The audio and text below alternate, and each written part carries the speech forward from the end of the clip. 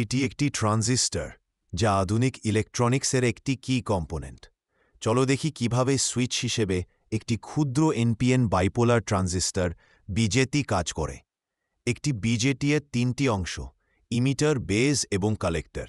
Emitter এবং collector N টাইপের, যা ইলেকট্রন দ্বারা পূর্ণ থাকে। অন্যদিকে বেজ হল পি টাইপ, যা হল এর সমন্বয়ে তৈরি।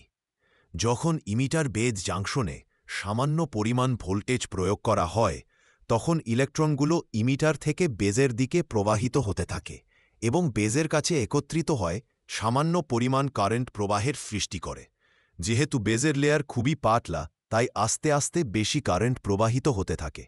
এই ইমিটার কারেন্ট বেজ ও কালেক্টর কারেন্টের সমান।